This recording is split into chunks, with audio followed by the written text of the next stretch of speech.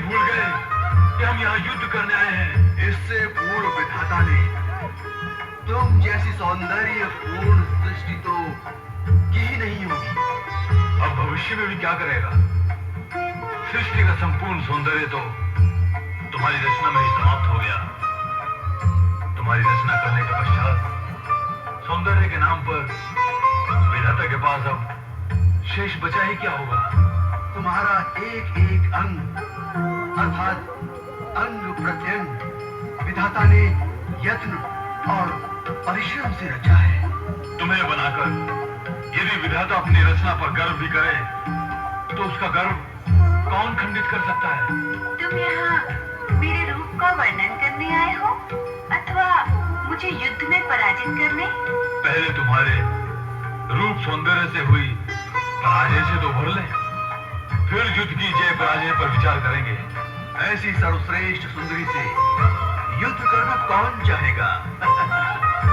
तुम्हारे भीतर दो विरोधी गुण एक साथ कैसे समा गए सुंदरी? सौंदर्य और युद्ध की तत्परता।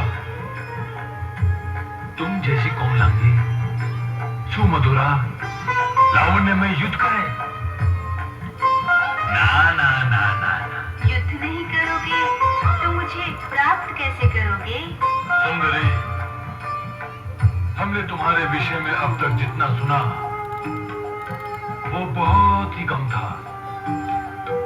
सुनाने वालों के पास सुनाने की गुण शैली, वाणी और भाषा थी ही नहीं। सुंदरी, तुम जैसी परम सुंदरी से युद्ध करना अपने पौरुष का अपमान करना होगा। तुम्हें तो बिना युद्ध किए स्वयं को हमें समर्पित कर देना चाहिए। हमारा सारा बल वैभव तुम्हारे चरणों में समर्पित है सुंदरी। फिर युद्ध की क्या आवश्यकता है? और मेरी प्रतिज्ञा का क्या होगा? प्रतिज्ञा? कैसी प्रतिज्ञा? तुम्हारे सेवकों ने तुम्हें बताया नहीं कि मैं प्रतिज्ञा कर चुकी हूँ कि मैं उसी पुरुष से विवाह करूंगी जो युद्ध में मुझ पर विजय प्राप्त कर लेगा। प्रतिज्ञा? तुम्हारी प्रतिज्ञा? सुंदरी, प्रतिज्ञा पुरुष से पूर्ण पुरुष ही क्या करते हैं? तुम जैसी कोमलांगी सुंदरी को प्रतिज्ञा करना शोभा नहीं देता। कोमलांगी प्रतिज्ञा करे तो उसकी कोमलता नष्ट हो जाती है। दुष्टो, नष्ट तो तुम्हें होना है। मुझसे युद्ध करो, अन्यथा मैं तुम्हें समाप्त कर दूं, समाप्त कर दूं, समाप्त कर दूं, समाप्त कर दूं।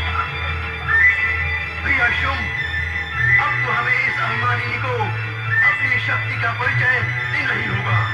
मैं इसी समय इसे युद्ध में पराजित करके आपके चरणों में समर्पित कर दूंगा। ऐसी भूल मत करना निशुंभ, अन्यथा ये सुंदरी तुम्हें प्राप्त हो जाएगी। जो इसे पराजित करेगा ये उसी की होगी। किंतु तुमने रक्त बीज का आह्वान करने से पूर्व मुझसे कहा था